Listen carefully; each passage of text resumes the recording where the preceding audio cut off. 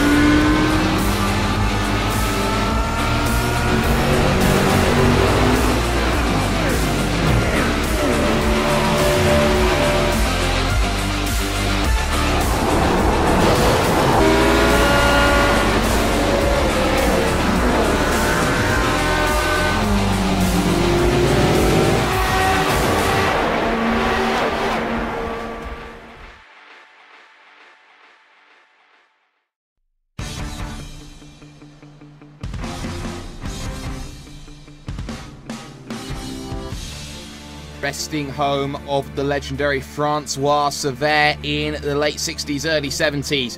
The place which has hosted some of the great iRacing battles throughout the history, otherwise known as the winning ground for Gregor Hutu, the 5-time champion. But today, we're going to play with Formula Renaults, and we are going to play here for what is 15 laps around this fantastic circuit on iRacingLive and RaceSpot TV. Jake Sperry here, joined alongside by Paul Smith in the commentary box. Paul, qualifying underway at the moment. Ricardo Castrolado for the Radicals Online, leading against Carbon Racing's Angus Waddell in second. We've got a fantastic little scrap here, and there's still laps to be turned in this classic boot layout. Yeah, absolutely. Hugo Preto just put it in a time as well, so he's challenging for those pole position, those front row positions. Qualifying, not the most crucial around here because there are a few overtaking opportunities around this track, going up through the S's up towards the bus stop chicane, and then of course going down into the boot and going in towards the end of the boot as well, so plenty of opportunities for people to make moves. So qualifying, not the absolute critical matter that it is at some of the other tracks that we'll be racing at this season. Certainly is not, as we've just seen Santeri Kolunki in the number 2 machine go up to P number 4 as things stand. Here's 142 flat, doing well at the moment, currently leads the standings at the moment in terms of this Formula Renault. Of course, the opening week, they do get updated with every race that is going on. This is top split action that you are seeing. 8 minutes to qualify, 2 laps to get down in the books. Lap times at the moment, qualifying on pole at the moment is a 1:41.7 from Ricardo Castrolado. Now, something quite interesting to note here, Paul, is the world record right now. It currently stands at a 1:41.3 in race times, and for the moment, that could really do a lot. Christian Koch goes third for the Vector Sim Sport team.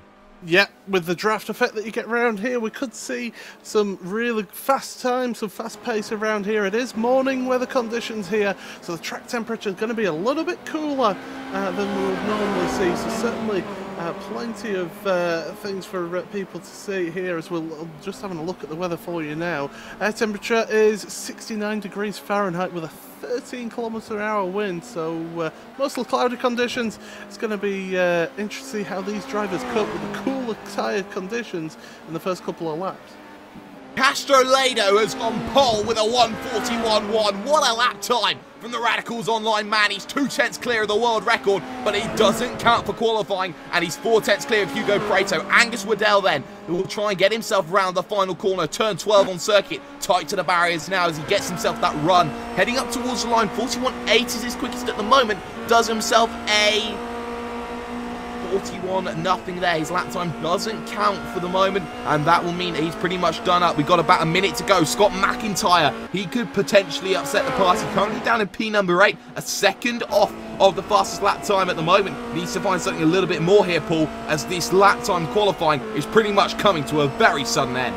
Yeah, well, David Jarvis is one of the people who hasn't set a qualifying lap time here, along with Kevin Rotting, who isn't even actually going at the moment, so that's a disaster for him. Oli Kvoka, the other person who is just trying to finish a lap, and I don't think he's going to make it to the end here. Of course, qualifying has to be done by the time the clock clicks 0, and with 10 seconds left, Oli is not going to get a lap time in, so only 20 cars will set a lap time this time. Boris Spolstra there will get himself across the line. He'll do a 1:41.8. He'll jump himself up then onto the third row. Does a great job. Quokka too far away, because that is all she wrote. This is how your grid looks. Ricardo Castrolado, pole position with a 1:41.1. Well, that is just something unbelievable. 4/10 clear of Hugo Preto of TNT Racing there in second. Scott Newton is there in third. A good time for him, with Angus Waddell 4th, Boris Spolstra 5th, and Christian Koshin 6th. Santeri Kalunki there in 7th, Miguel Angel there in 8th, Scott McIntyre 9th, with Fabrice Cornelis rounding out your top 10, and then you got the likes of Lewis Gillett, Dennis Johansson there in 12th, with Charlie Summers, Xavier Sola there, with Samuel Mendes and Olivier Kemisat there. Baz Schlob, surprising to see him so far down the order. He's there in 17th on a 1:43 flat. He's joined alongside by Sander van der Vale, and then you got Brandon Eves, Jamie Wilson, and then you got the 3 cars that failed to set a lap time, Kevin Rotting, David Jarvis, and Ollie Quokka as well. Just 2 minutes then to get yourself gridded up, or you start from a place known as pit lane, and pit lane might be beneficial here for this race. You're going to see that corner opens up into turn number 1. You don't have to deal with the off-track penalty if you go over the white lines on the left-hand side of the circuit, but it bottlenecks up as you head up to the S's. We are going to be running, though, that traditional bus stop chicane, which leads then onto the big ride to the carousel before heading down towards the chute, the toe, the heel, and then back up for the final 3 corners of this fantastic Watkins Glen circuit. And we have seen track conditions incredibly cold, and when traditionally it's cold, it means that there's less grip in these tyres, and especially in low speed corners, these cars are incredibly difficult to deal with. They have a tendency to go around on the tyres, and you have to make sure that you are doing the best, the absolute best that you can right now. 10 seconds to grid up, still waiting for the driver of Angus Waddell to get up onto the grid there at the front of your field right now. Seems that we're going to have pretty much everyone now gridded up, so we are going to hear those engine notes now start to rev up. 15 laps, then gets itself underway. Good start from Castrolado then, as they're going to line up single file as they're looking to go in side by side. They're going to go for second as Scott Newton gets a nose to the inside then as they head down into the 90, turn number 1. And for the moment, now there is contact. Castrolado, and that's Hugo Preto going across, and that's also Angus Waddell. So your 3 main title contenders already, they could say, who are doing really well at the start, already here, Paul, out of the running very early on. Yeah, we've got 5 drivers caught up in that one. It's a big instant there, and well, our pole sitter, he's around and he's out of this one. Unfortunate for him, but we are still going here, and it is Boris Strollstrat who's in the lead then into the bus stop, out of it ahead of Scott Newton, with Chrissy Koshin 3rd. Yeah, and you can see right now here, Boris Spolstra is really going to try and do well. Started 5th on the grid and now up into the race lead. All that you need to know is they head into the chute for the first time and they start to do a good job. Single file, 2 wide there in the back of your pack. That's Brandon Eves there going through then on the driver of, I believe, that was Brandon Eves losing position to Dennis Johansson there, and now battling with David Jarvis. Jarvis getting himself through, but at the front, Boris Spolstra now pulling away to a pretty big gap at the moment there, and it might be decisive, potentially, but that slipstream here, Paul, it's certainly going to play in hand. Yeah, it certainly is, and he'll be trying to just get that breakaway, break the draft there, to get the run then out to the front. And we've seen so many times in this Formula Renault series, if you can break that draft and get that bit of a gap at the front, you can just waltz away from it, from the rest of the field. So that's what he's trying to do here. But Scott Newton trying his best to just hang on to his coattails, to try and hang on to the leader as they go across the line. And for the end of the first lap then, Stroll, Newton and Kosh, your top three. And these guys, well, look at them all fanning out further back then. And we've got three wide situation going on into turn one. Yes, we do. Javier Sola there with the likes of Scott McIntyre as they're going to go right side by side. And Scott McIntyre for the moment holds position right now, but they are going to continue side by side up the hill as they head through the S's up towards turn 4 then. This next right-hander, McIntyre's not going to have the slipstream, but the car behind Lewis Gillett certainly is in the number 18. He gets a little bit boxed in now on the inside, and now you can see here, this goes Glen, and there goes Gillett around, contact with McIntyre as well, and that one was always going to end in tears there. Everyone getting close together there, Paul, and that one just a case of a lack of communication. Yeah, and yeah, it's certainly not a good start to this one, and Bas Schwab has also had an issue there, getting caught up in that incident, and they had again another 3 cars or 4 cars involved in that one as well. So absolutely disastrous start here. We've only got about 15 cars who have actually not been involved in any incidents so far. Yeah, and of course we're seeing a replay of that lap 1 incident as well. And it was just a case there, Paul, of Riccardo Castroleda running himself out a little bit too wide. Got himself very twitchy there on the tyres and pretty much had to get himself out of the way. You saw that car behind of Hugo Preto even, trying to follow him in line and just didn't catch onto it. And that caused the contact, and then coming straight across, Angus Waddell involved as well. Yep, certainly was. We've got battle going on. Charlie Summers and Miguel Angel as well, going side by side in towards the penultimate corner, and it's Miguel who actually makes the move on Summers there, going in off of the boot back onto the Cup circuit and across the go for another lap. But now Summers is in the ideal opportunity here. He's in that draft. He's looking to the inside of the 90, down towards turn 1, and thank you very much. I'll take that position back.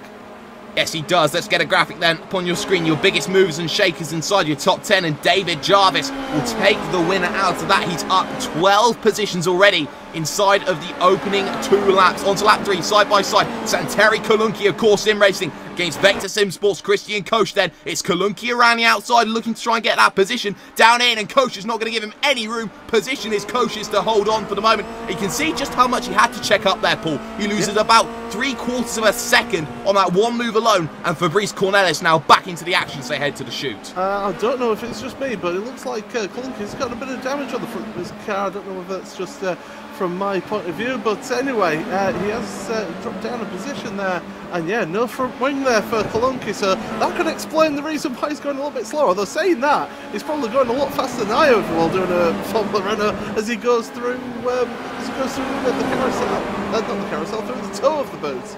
Yeah, he might be having very chilly feet at the moment, and they always say that downforce is pretty much underrated. And, well, you talk about downforce, he certainly has the least amount of downforce to play with right now, as you can see.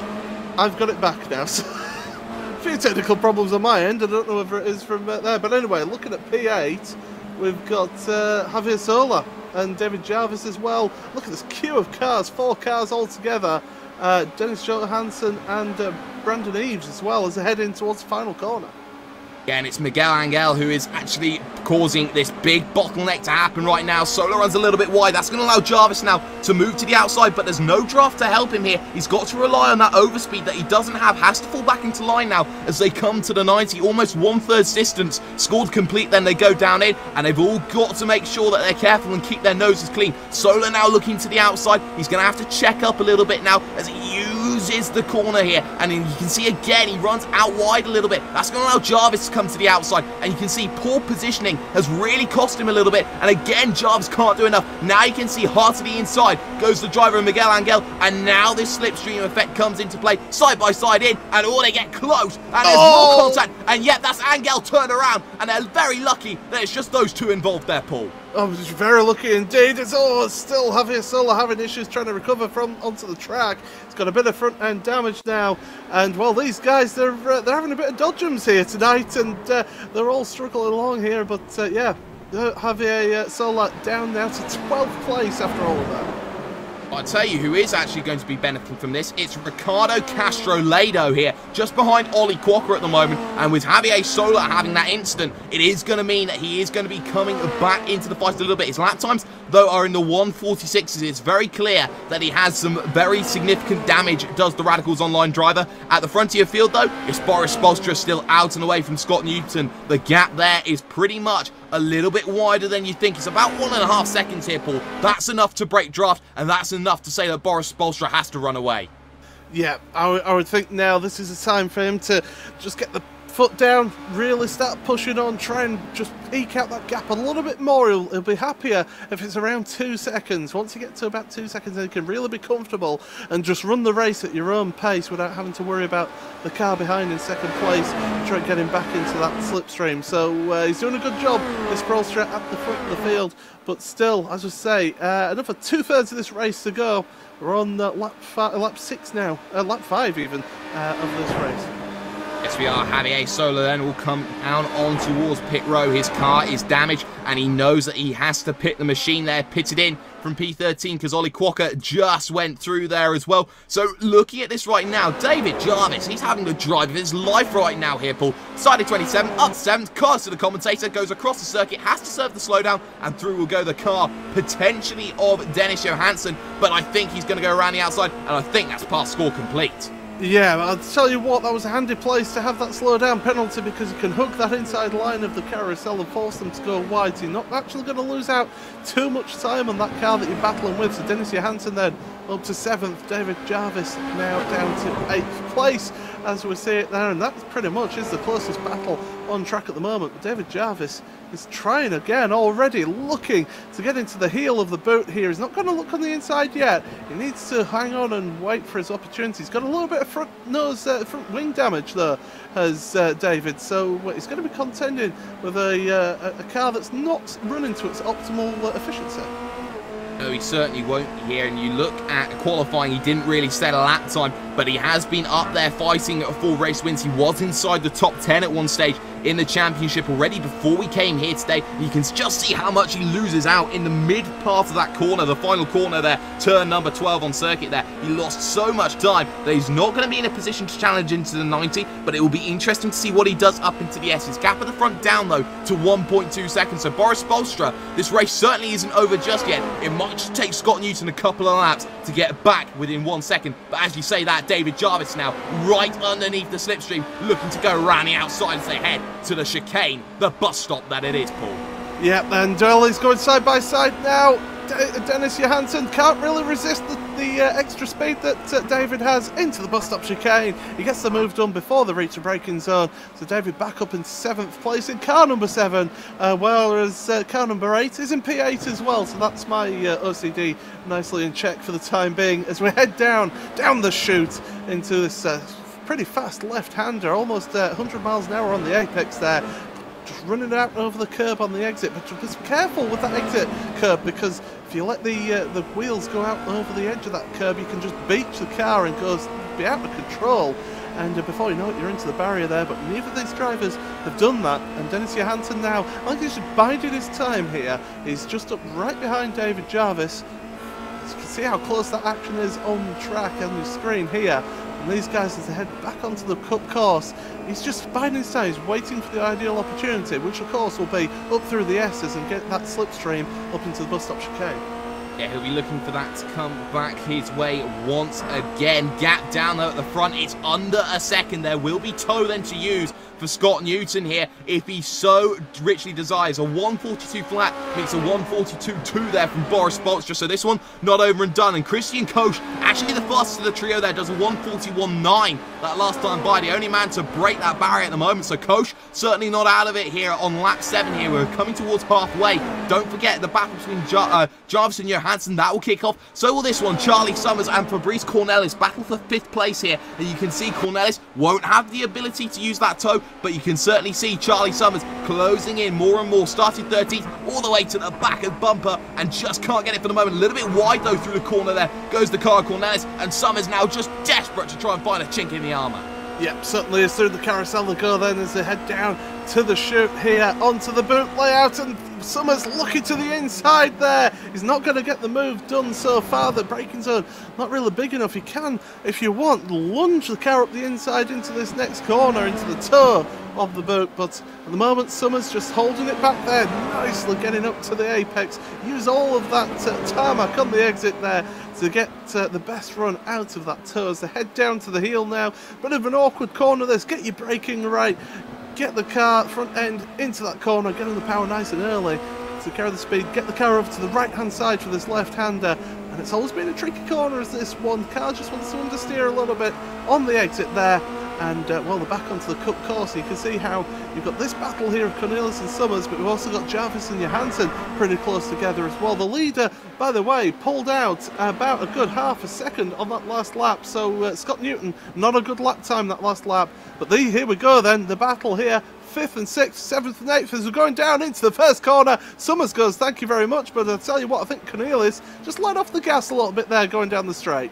Yeah, we certainly did see that there. He was way before the braking point and would be trying to use this to come back in. But I think he's let a little bit too much go there as they head up the SS section. He'll have to really close down in on the slipstream to really pull that gap back in. And you can see here, now he gets the toe. Now he gets that overspeed, 240 kilometers an hour compared to the 236 he's got. And I think with the fact that he's pretty much hitting that rev limiter, he is going to be pretty much stuck side by side behind though. Johansson is through on Jarvis and oh my word, that one gets close and they all have to check it up again there, Paul. That one could have very easily ended in tears. Yeah, Johansson got the run through the S's there, got the slipstream, got past Jarvis before the braking zone, but then Johansson just losing the car through the second part, that bus stop chicane, caused Jarvis to then check up and he went over the curb, so he had to serve a slowdown penalty as well. So that's gapped it out now to 1.7 seconds. Jarvis down to 8th with Johansson in 7th.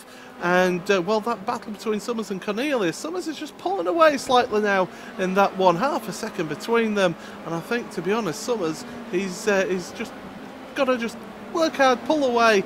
He's got 7 seconds to the car in front, so I think 5th. Oh, as he runs wide! Curse of the commentator! He just needs to pull away. He doesn't. He ends up losing the position. And Cornelius says, thank you very much. That's the easiest 5th place I've ever taken. Yes, it is, and you know what? It is a case of who makes the least mistakes here in a race like this, and that certainly has been playing its way forward, moving on into this race. You can see, again, roles are exactly the same. Cornelius down on the inside as they head to turn number 1. This time he's going to stay in front, though, as they head through the 90 and up through the S's. They're going to come along. It is going to be Charlie Summers looking to come back at it. The number 13 club, UK and Ireland driver, looking to try and find a way through. Side by side, they're going to go, and you know what? He pretty much says the position is yours if you can go around the outside. They're going to be side by side. No draft is going to be there to help either of them. So now it's just a case of a pure flat out drag race. Down behind will go Cornelius. Position is Summers right now here, Paul. Yeah, Cornelius just taking a bit of a different line through the S's there, and well, it ended up costing him at the end of the straight. But to be honest, with the way that we've been seeing the draft work, you know, we could say that we've been seeing that every time. Hugo Preto, by the way, is trying to make a recovery drive, and he is right up behind Oliver Kemsat, and as I say that, he just pulls to one side as Kemsat and allows Preto to go through. And behind them, Ricardo Castroledo trying to make a recovery drive. He's now 46.4 seconds behind the race leader. So it just goes to show how much time he's lost compared to where he was right at the start of this race. But yeah, Ledo just trying his best, but he can't seem to catch up to those guys in front. Preto just on a recovery drive as well after having been in the pit. Yeah, and Ricardo Castroledo hasn't come down onto pit road there. You can see the very heavy damage that he has on the front wing. That's really significant there, that maybe a pit stop might have been beneficial. It might only be a 25-30 minute race, but you can still certainly gain or lose a lot of time depending on action like this. As we're going to look further up forward then through your field right now, Kalunki within range here of Christian Koch, battling for the final spot on the podium. Gap down to a second as well once again. Scott Newton putting in some great lap time. So Kalunki looking to start to turn the screw here in the battle for the final spot then on the podium. You can see using the slipstream as the core sim racing car. Closer, closer, closer still, looking to try and find a way past here the Austrian and Koch. But no, not going to happen just yet, Paul. Still, there is a lot of time. They're running wide though, is Christian Koch. He's going to try and force some position around the outside, but there might be a slowdown to contend with. But for the moment, he might have just got away with it just because of that top speed. It's 30% that you got to go lower in order to get to avoid a slowdown penalty. He might have just dodged a bullet there. Yeah, I think he did dodge a bullet there, and he was compromised through the carousel, but he's managed to hang on to the position. But look at this, Kalunki trying everything he can to get past, and in fact he's going to get the cut back here. Oh, contact between them at the toe, and round goes Christian Koch. He's going to get back up and running, and well, that's a loss of one position for Koch. He's going to have Summers and Cornelius coming up behind him now, so Summers is going to rub his hands at this one, and this is giving him an opportunity of 4th place now. Yes, it has, and that is a pretty significant moment then in terms of the race right now. Replay then up on screen. That is exactly how that has played into its effect. Christian Koch there had the inside, had the outside, let's say, and had the line of the corner there coming out, and it was just Kalunki being a little bit careless. Now he has lost the position to Charlie Summers then in position number 4, but the gap at the front, that one has come right down. It's 0.8 of a second here, and with everything that's gone on so far in this race, Paul, it pretty much could end in a situation with just 4 laps to go that we might see a bit more of a demolition derby coming a little bit next. Well, we'd hope that there isn't going to be a demolition derby, but you never know. These Formula Renault drivers, they're desperate to get a good result here on the first edition of the Friday Prime Times here on iRacingLive and RaceSpot TV. And Scott Newton chasing down race leader. He was 0.2 of a second faster on that last lap, so Scott Newton trying his best to just gain ground, but he's running out of time here. As I say, 4 laps remaining in this one, and it's all about whether tyre wear will come into factors here. I don't think it will, not with the conditions in the way that they are, but still, if you are a little bit lighter on your tyres, you will be a little bit fresher, a little bit quicker, a little bit more grip the further on as you go into the race. But still, Newton is still keeping that gap at the moment, 0.3 of a second behind the race leader as they go in towards the heel. Yeah, they've got to make sure that he's got to find that line here that really works for him. He's got to close down that gap more and more and more, and that is something that will have to play into effect. Also playing into effect here, the battle between Johansson and Jarvis. That one for 7th place. That one's been going on all race long. You also got to play into Christian Koch's hands here as he looks to try and go for 4th position right now. Dives to the inside then here at this corner, and he spins it, and there's big contact between the two. Up on 2 wheels goes Christian Koch, and through will go a multitude of cars there. A very, very difficult one. Running wide there was Charlie Summers there, Paul, and that one has caused a big incident. David Jarvis now down the inside of Summers. Yeah, just have a look at that one again, and well, it was Summers who just ran wide, ran offline, lost the back end of the car there, because the cold conditions here really not helping these guys, and well, I ended up just catching the innocent Christian Koch there on the inside up into wheels. He's back up and running. He's got a bit of front wing damage as Koch. Summers down to 8th place, but look at that, Dennis Johansson, Jarvis up to 5th and 6th, with Fabrice Cornelius now up into 4th place.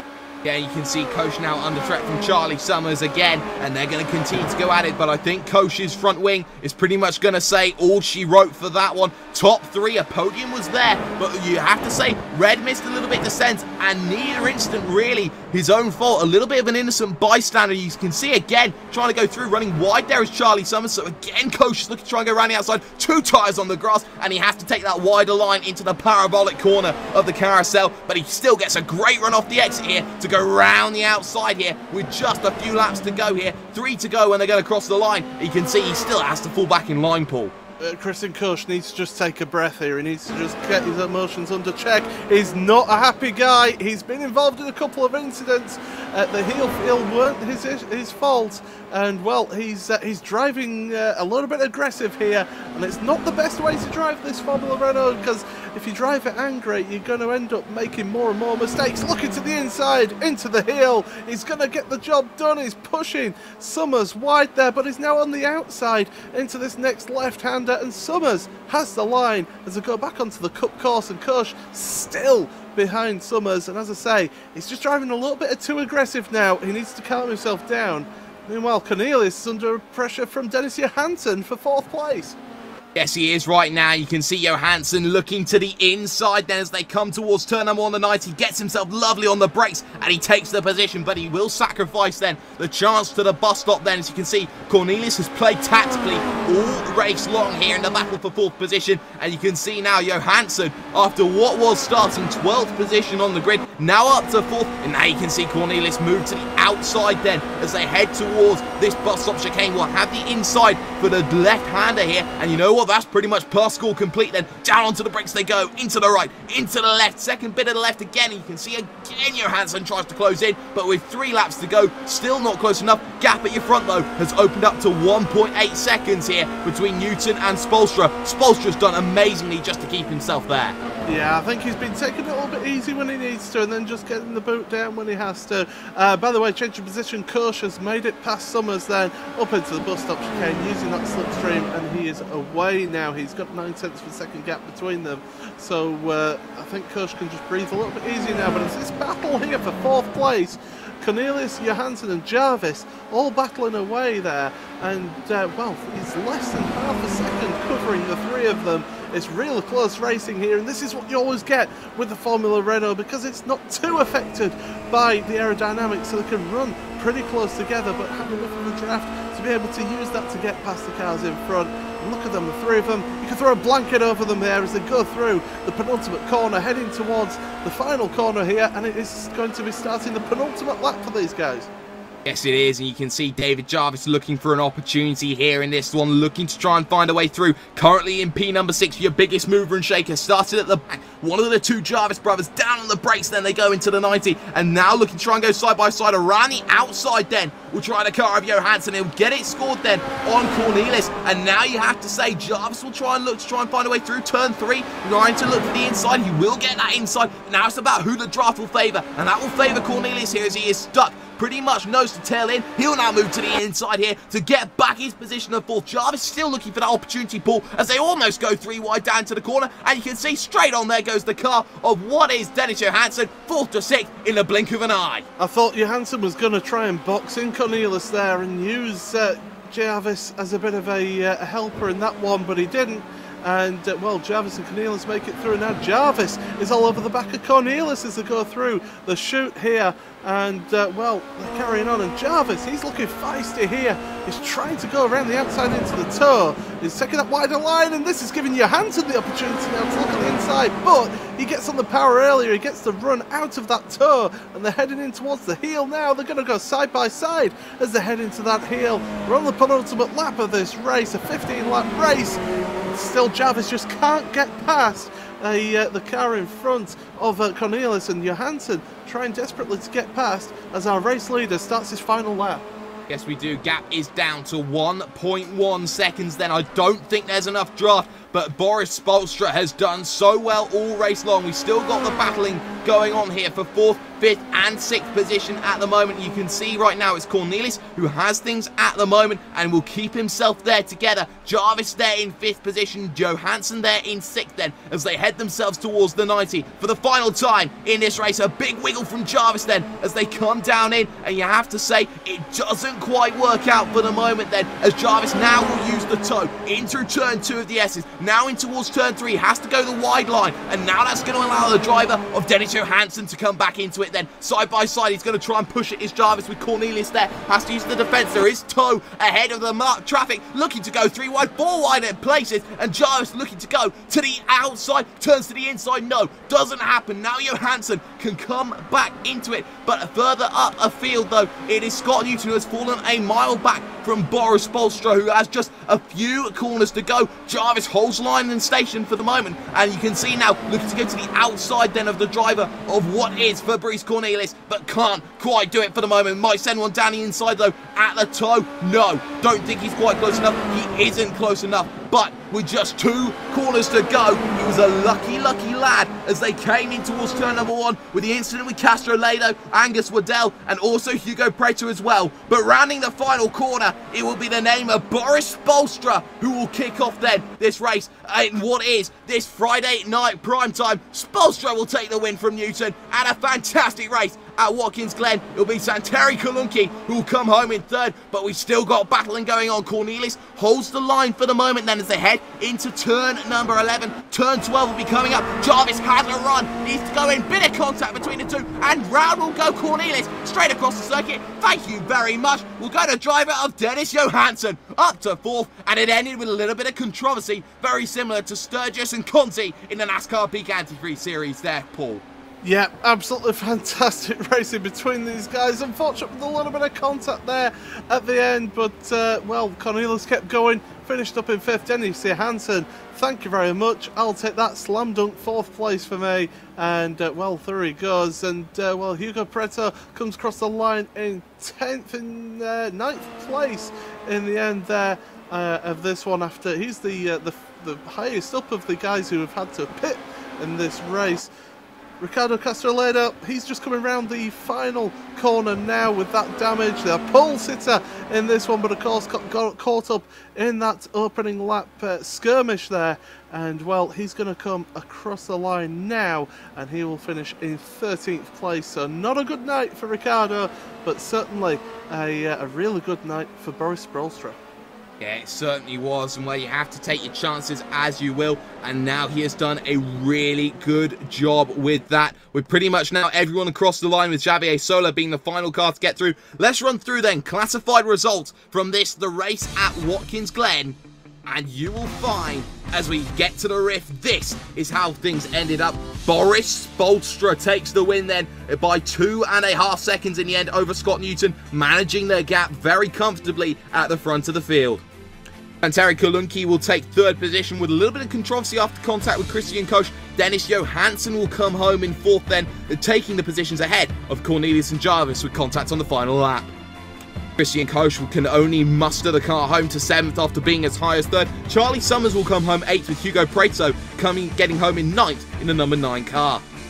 Miguel Angel will round out the top 10 with Ollie Quacker 11th and Oliver Kemsat there in 12th. Ricardo Castroledo down to 13th with Scott McIntyre 14th and Samuel Mendez in 15th.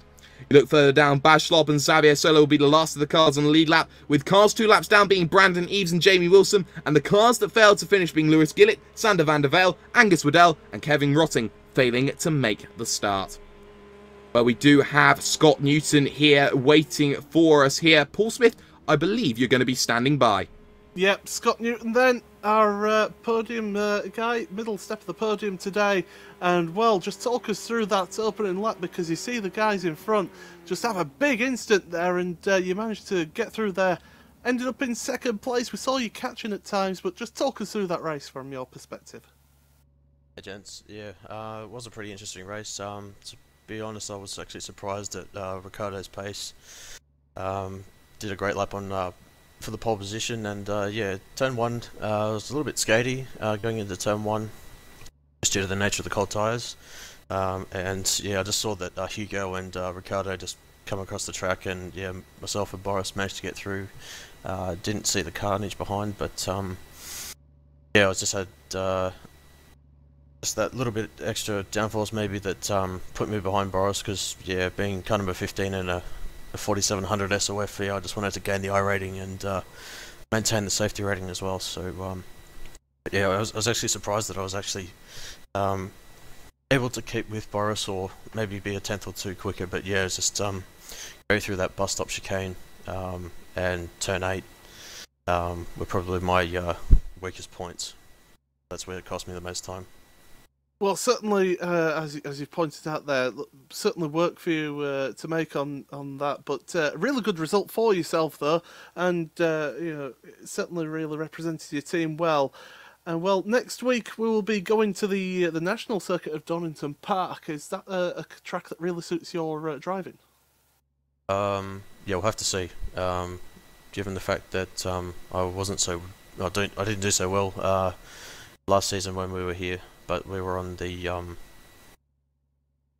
GP circuit, so yeah, we'll just have to see. But yeah, we'll have to see, because yeah, it's a much shorter lap, and it'll probably be about 25, 26 laps. So yeah, it should be a good strength of field for that one. All right. Well, thank you very much for joining us. 2nd place, Scott Newton. No worries. Cheers, fellas. We got it in the commentary box for us, Ricardo Castro-Ledo. He had himself issues on the opening lap. Ricardo started on pole. He got a qualifying lap time that was quicker than the world record by about 0.2 of a second. So for you, lap one, cold tyres, cold track, didn't end the best way. No. First, I want to apologize to everyone on the first curve for my mistake. I don't know how many people got involved in that, but well, I'm really sorry. I knew the issues with that car on cold tires, and I did some little changes on the setup to prevent that, and it was still not enough. The car just didn't turn on turn one, and I lost it. I'm really sorry for everyone about that, and I feel really bad right now. I didn't watch the incident yet, but I want to apologize. Certainly you don't want to be in a situation where an incident does occur, but you know, for you, you're always fighting back through that race, looking to try and get position after position back, and for you, a decision not to come in and box the car. You finished over a minute behind there in terms of your race overall time. You see the likes of Hugo Preto come in, pit that car and come back out again. So for you, was it maybe a strategy decision that didn't pay out in the end to stay out on the broken front wing? Well, I think my main issue was the rear wing, and I'm not sure if it's changed on pits and how much time it cost. So, well, I just wanted to keep the car on track, and because if it was more an issue of the front wing, I would have pitted, but well, I was not sure. I think my main issue was the rear wing, so that's why. Yeah, you can certainly understand that. And of course, next week you're heading to Donington Park circuit. You know, has its little bit of similarities in terms of those high-speed corners that you get around a circuit like this, especially down the Craner curves heading to the old hairpin. So for you, a very similar setup, a very easy adjustment then going to Donington? Yeah. Honestly, I never drove that car on Donington, so I don't know what exactly to expect, but at least I hope it will be better than this week. Well, he hopes it certainly can be better. Ricardo Castro-Ledo then coming home in 13th position overall. And well, Paul, you'll be standing by with our final interviewee of the night. He finished in 5th position overall after a little bit of controversy on the final corner. It's Fabrice Cornelis. Yeah, Fabrice, thank you for joining us here. And, well, you started in 10th place, you finished in 5th, but it could well have been 4th place for yourself. Just talk us through your race there. Yeah, thanks for the stream, by the way. So the start was, really scary. Some guys spun in the first corner, cold tires, and I got from, I think, 10th position to 4th, so I gained 6 places. My teammate Boris got from 5th to 1st, so... And then, I just had a good race. It was really scary because it was really slippery, the bus stop chicane. And then an accident with David on the last corner.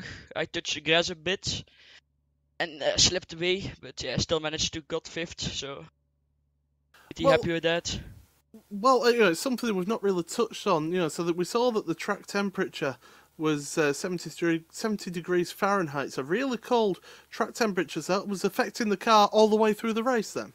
Especially the first few laps. Yeah, it was... First few laps, I was still scared after 10 laps, So, I just played slow and managed to get 5th, so pretty happy with that. And, well, just finally we saw at the end that, that epic battle in the final few laps of the race. And, unfortunately, just not working in your favour then. Just with that little bit of contact there with David, allowing Dennis Johansson to go through. Just talk us through that, really close racing between you guys, and just unfortunately ended that way. Yeah, I saw that my car was a bit slow because I touched the grass in the bus stop chicanes one, and that got me a bit of damage. I was a bit slower than the other guys, and I was just defending the inside the whole time, the last 2 laps. get respect for each other. So that was nice racing with David and Dennis. And yeah, I want to thank Boris too, my teammate. He got the setup ready for us, so thanks to him. And he managed first, so that's good. Yeah, that's not just good, that's great, that is. So so well done for your team there. And well, next week, Donington Park, you looking forward to that? Yep. I'm definitely looking forward to that. I love the track on GT3, so yeah, it's actually my first few races in the Formula 2.0, so yeah, just learning a good experience, I think, for GT3. Okay, well, thank you very much for joining us, and well done still on the improvement there, finishing in 5th place for Brice Cornelis. Yo, thanks, guys. Well, that has been a fantastic race that we've just seen at the circuit of Watkins Glen, and next week we're going to find ourselves at Donington Park. We're going to jump over the lake and head back to better shores, but that's not going to be the only thing that's going to be going on here on iRacing this week. The 2016 All-Star Race will be happening from New Hampshire tomorrow night at 7 PM GMT. Join the likes of Will Vincent for that one, because the best there is, the best there was, and the best that there ever will be will certainly be racing there tomorrow night. Make sure you check that one out. But for the moment, that's been Paul Smith, that's been Hugo Louis behind the cameras, I've been Jake Sperry. Spolstra's soaring, but there's certainly a lot more time to come from that, and a lot more racing involved. Join us next week for Friday Night Primetime. Good night.